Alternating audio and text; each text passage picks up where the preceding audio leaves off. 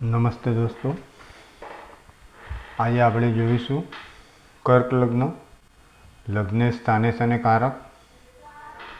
કર્ક લગ્નમાં ચંદ્ર લગ્નેશ, સ્થાનેશ પણ ચંદ્ર અને કારક સૂર્ય. લગ્નેશ સ્થાનેશ અને કારક. જે લગ્નેશ હોય એને 12 ભાવનું ફળ લેવાનું છે. એ સૌથી પહેલાં 12 ભાવમાં આપણે લગ્નેશ મૂકી દેવાનું. પછી એ ભાવમાં જે ભાવમાં જે રાશિ આવે તેનો માલિક સ્થાનેશ થાય, તે સ્થાનેશ મૂકવાનું. સ્થાનેશ પછી તે ભાવમાં જે કારક આવે તે કારક મૂકવાનું. પછી તેનો મિત્રતા કે શત્રુતાનો સંબંધ કેવો છે તે ઉપરથી ફળકથન કરવાનું શરૂ કરવાનું. જેમ કે અહીંયા લગ્નેશ ચંદ્ર અને કારક સૂર્ય પહેલા ભાવમાં કર્ક લગ્નમાં. અહીં ગુરુ ઉચ્ચ, મંગળ નીચ, સ્વગ્રહી, માલિક ચંદ્ર, કળામાં વધઘટ થતો લગ્નેશ, ક્યારેક મનસ્વી, ક્યારેક લાગણીશીલ, હૃદયને નંદવાતા વાર નહીં, ઉર્મિશીલ, સ્ત્રી જાતકો તરત રડી શકે. ધોબીના કહેવાથી સીતાજી વનમાં ગયા, પંડિતજીના વિશ્વાસ મૂક્યો, પંડિતજીએ વિશ્વાસ મૂક્યો તો ચીની આક્રમણ થયું. જેપીએ જનતા બનાવી, બાગીઓ, ડાકુઓ બધા સુધરે. ઇન્દિરાજીએ ઇમરજન્સી આપી. ઇમરજન્સીથી કંઈ રાત થોડી થાય. તેવી જ રીતે લગ્નેશ નબળો, પોતાના ફાટેલા કપડાં પર વધુ પડતી નજર રાખે અને સૌનું ધ્યાન ખેંચે છે. બીજા સ્થાને લગ્નેશ ચંદ્ર, બીજા સ્થાનમાં સિંહ રાશિ, સિંહ રાશિનો માલિક સૂર્ય એટલે સ્થાનેશ. ભાવમાં જે સ્થાનમાં જે રાશિ આવી તેનો માલિક સ્થાનેશ કહેવાય, એટલે સૂર્ય. અને કારક ગુરુ. સૂર્ય ચંદ્ર યુતિ, લગ્નેશ ધનેશની યુતિ ગણાય અમાવાસ. અહીં અશુભ નથી. કારક ગુરુ અને ચંદ્રથી ફાવતું નથી.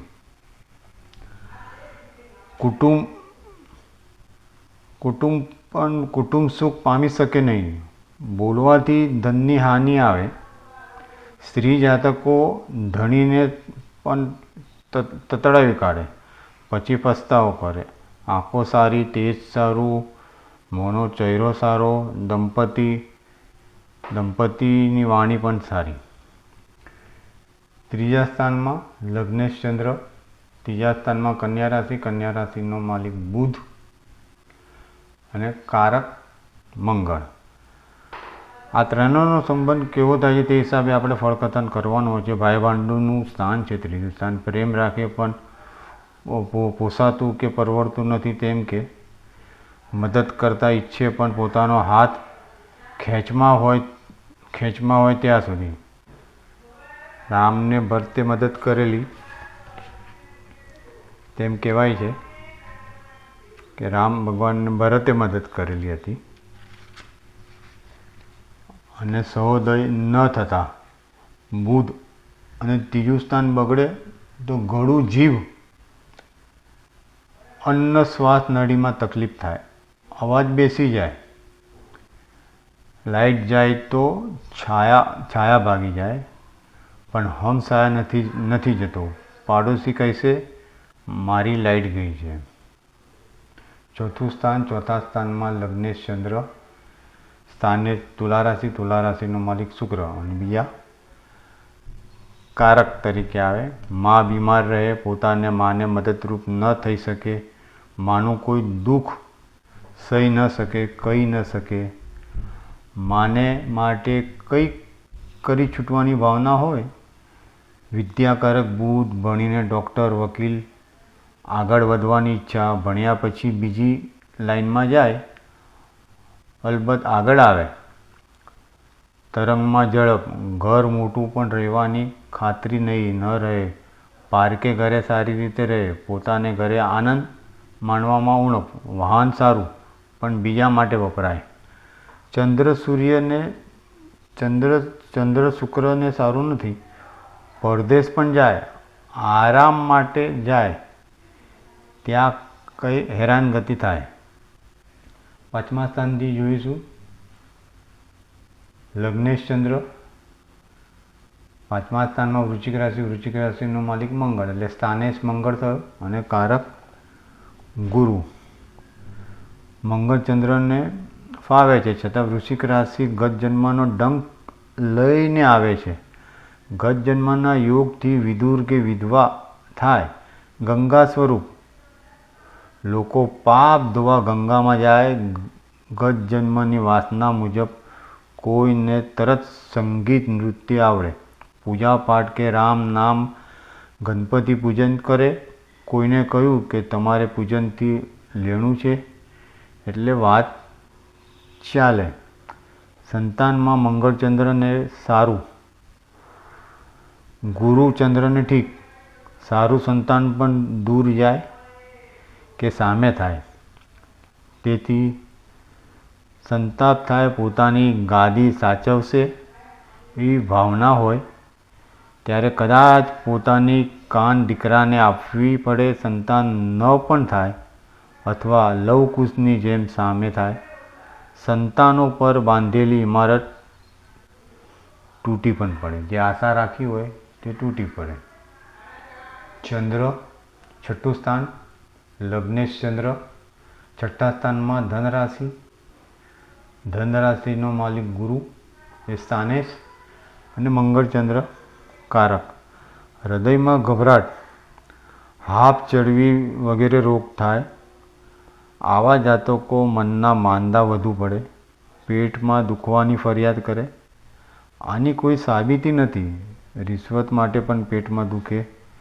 રિશ્વત લેતા નથી. છેવટે મોડી લે કે કામમાં પણ મોડું થાય. શત્રુ જીતશે. અહંકારને મેદાનમાં આપે અને પછી ખતમ કરે છે. નોકરો નહીં, ભક્તો મળે અને તે પણ સારા મળે. સાતમા સ્થાનથી લગ્નેશ ચંદ્ર. સાતમા સ્થાનમાં મકર રાશિ. મકર રાશિનો માલિક શનિ, જે સ્થાનેશ કહેવાય. ભાવમાં જે રાશિ આવી હોય, સ્થાનમાં જે રાશિ આવી હોય તે રાશિના માલિકને સ્થાનેશ કહીશું, ભાવેશ કહીશું. એટલે સ્થાનેશ શનિ અને બીજા કારક ગુરુ અને શુક્ર કારક. વાદ વિવાદ, ગાંઠાવાદીને અવકાશ છે. સ્ત્રી જાતકને શુક્રચંદ્ર ઠીક નથી. લગ્ન મોડા થાય. વધુ ઉંમરનો તફાવત રહે. લગ્નમાં વિખવાદ, મતભેદ. પ્રેમ લગ્ન હોય તો પણ કઈ બાબત ઊભી થાય. શનિ ધીમો ચાલે, ચંદ્ર તરંગથી ચાલે, છતાં સમર્પણની ભાવના ખરી. પુરુષ જાતક કહેશે ચાલો ફરવા જઈએ. પત્ની જરૂર નથી. પત્ની એમ કહેશે કે ફરવા જવાની જરૂર નથી. પત્ની નક્કી કરે છે જાત્રાએ જવું છે. પતિ કહેશે હમણાં સમય ક્યાં છે. સામ સામું ધીમું ઝેર પીવાતું હોય છે. લગ્નેશ નબળો અને અશુભ યોગમાં હોય તો રસ્તેથી મૈત્રી થાય. રોડ સાઈડ રોમિયો બની શકે. ભાગીદારોમાં ભાગીદાર મને છેતરતો હશે. શંકા કુશંકા ઊભી થશે. કમાવી આપનાર, મહેનત કરનાર ભાગીદાર હોય તો પણ કર્કવાળા અધીરા બની જાય. ભાગીદારી અચૂક લાભ આપી શકે. કોઈ વખત ભાગીદારનો ફ્લેટ બનતા 5 વર્ષ થઈ જાય ત્યાં તો 2 બાળકો આવી ગયા હોય. આઠમું સ્થાન લગ્નેશ ચંદ્ર. આઠમા સ્થાનમાં કુંભ રાશિ. કુંભ રાશિનો માલિક શનિ. શનિ સ્થાનેશ અને કારક પણ શનિ. સાંધાના રોગો થાય. વાસાના રોગો થાય. લાંબો સમય સુધી રોગ થાય. શનિની દશા ખરાબ જાય. સૂર્ય દશા પણ સારી નથી જતી. ઉત્તરથી સાડી મુશ્કેલીમાં મૂકે. આકસ્મિક ધન અહીંથી જોવાય. આઠમા સ્થાનથી આકસ્મિક ધન જોવાય. એક જાતકને મોટી લોટરી લાગી. મિત્રોએ તેના ડૉક્ટરને કહ્યું તમને સમજાવી મેં ધીરેથી રકમ વધારતા જઈને વાત કરો. જેથી આઘાત ન લાગે. ડૉક્ટરે વાત કરી લોટરી લાગે તો શું કરો? ડૉક્ટર અડધા તમારા, ડૉક્ટરનું હાર્ટ ફેલ થઈ ગયું. અચાનક ડૉક્ટર લોટરી લાગે તો તમે શું કરો? તો એટલે આ હતા કે અડધા તમારા, એવી વાતો કરે. 9મું સ્થાન લગ્નેશ ચંદ્ર. 9મા સ્થાનમાં લગ્નેશ ચંદ્ર, સ્થાનેશ મીન રાશિ. મીન રાશિનો માલિક ગુરુ, જેને સ્થાનેશ કહેવાય, અને કારક સૂર્ય ગુરુ. પિતાનું ભાગ્ય મળે કે ન મળે, પિતાની ખ્યાતિથી પોતે વધુ ખ્યાતિ મેળવે કે તેવી કોશિશ કરે, તે માટે જાત ઘસે. વધુ તાકાતથી ક્યારેય વગોવાય, ઈશ્વરને પૂજે, તેની ભૂલ પણ કાઢે. ધર્મના પાંજરામાં રહીને જીવવું પસંદ કરે. ફરિયાદ કરે. આવા જાતકોને ફરિયાદ વધુ હોય. ખ્યાલ રાખો કે મહાત્માઓ પૈસા લેવા આપણે ઘેર આવતા નથી, આશીર્વાદ આપવા આવે છે. જે આશીર્વાદી નારાયણ અને લક્ષ્મી આપણે ઘરે વાસ કરે છે, આપણે મૂર્તિ સ્વરૂપ ઈશ્વરને ઓળખીએ છીએ. 10મું સ્થાન લગ્નેશ ચંદ્ર, કારક તરીકે મંગળ. 10મા સ્થાનમાં મેષ રાશિ. મેષ રાશિનો માલિક મંગળ, જે સ્થાનેશ થઈ ગયું. લગ્નેશ સ્થાનેશ ને બીજા કારકો. પત્નીની ભાગીદારી માટે પણ 7માથી 4થું સ્થાન 10માનો વિચાર કરો. કર્મ ઘણો વધારો થાય. વકીલ, નેતા, મિલ માલિક પણ કામ વધી પડે, પહોંચેલું મુશ્કેલ બને. ધંધામાં સરકારથી સારો મેળ રહે. અહીં ગુરુથી ચંદ્ર ચોથે પણ 6, 8, 12મે ગજકેસરી ન કહેવાય. કેન્દ્રમાં ગુરુચંદ્રની યુતિ, ધનયોગ સારો. 9મે ખૂબ સારું. ક્યારેક મૃગ તૃષ્ણા થાય. મોટો ધંધો બને. મહેનત કરો, ઊંચે જશો. જો કે કૂવો ખોદનાર ખાણીઓ નીચે જાય. એવા કામ કરવા અને કમાણી કરવી કે જીવનના અંતે લોકો યાદ કરે. ભગવાનને પણ અફસોસ ન થાય કે મેં આને માણસ બનાવવાની ભૂલ ક્યાં કરી. આ જાતકોની પ્રાર્થનાનો સૂર. આપણા કર્મો સાચી નિષ્ઠા હશે તો પ્રભુને પ્રગટ થવું પડશે. ગુરુને શોધવા જવાની જરૂર નથી, ગુરુ દ્વાર ખખડતા આવશે. તેમ આ જાતકો સમજે. 11મું સ્થાન લગ્નેશ ચંદ્ર, સ્થાનેશ શુક્ર. 11મા સ્થાનમાં વૃષભ રાશિ. વૃષભ રાશિનો માલિક શુક્ર, જે સ્થાનેશ થયો. ભાવમાં જે રાશિ આવી હોય તેનો માલિક સ્થાનેશ કહેવાય, ભાવેશ કહેવાય. એટલે 11મું સ્થાન લગ્નેશ ચંદ્ર, સ્થાનેશ શુક્ર અને કારક ગુરુ. ગુરુ સુખાધિપતિ, લાભાધિપતિ છે. સારા મિત્રો આનંદ પ્રમોદ કરાય, છતાં દુઃખ ઉત્પન્ન થાય. મસ્કરી કરે તે સહન ન થાય. શુક્ર ખર્ચાળ, તેથી મૈત્રી તૂટે. સૌમ્યતા, સહનશીલતાની ઉણપતાથી મૈત્રીમાં તકલીફ ઊભી થાય. એકાદ મિત્ર બહુ સારી સ્થિતિમાં જાય ને સંબંધ ઓછો થાય એમ પણ બને. કર્ક લગ્નને શુક્રના વિચારો પચતા નથી. મિત્રો માટે ભાવ. સમુદ્ર કિનારે ફરતા વિચારે કે સૂર્ય ચંદ્રના કિરણો જલથી પર ખાબોચિયા પર એક સરખા પડે છે, તો મારાથી ભેદભાવ કેમ રખાય? તેમ આ જાતકો માને છે. 12મું સ્થાન લગ્નેશ ચંદ્ર. 12મા સ્થાનમાં મિથુન રાશિ, જેનો સ્વામી બુધ, એટલે સ્થાનેશ બુધ અને કારક શનિ. વ્યય સ્થાન છે. કપૂર ઉડે તો સુવાસ પસરે, પૈસો ઉડે ત્યારે દુર્ગંધ ફેલાય છે. પાણીનો ધોધ પડે તો વૃક્ષો મુખ સાક્ષી બને જુએ છે. કર્કનો જાતક પડે ત્યારે દુનિયા ઢોલ વગાડશે. ખરીદી કરીને પાડોશીને બતાવે તો કહેશે, અરે આવી લેવાય, તમે તો પૂરા છેતરાયા. તે રીતે પાડોશને કહેશે કે તમે છેતરાઈ ગયા છો, આવું ન લેવાય. આપણે અહીંયા આગળ જોયું લગ્નેશ, સ્થાનેશ અને કારક. શું શું સંબંધ ધરાવે છે અને કેવું કેવું ફળ આપે છે.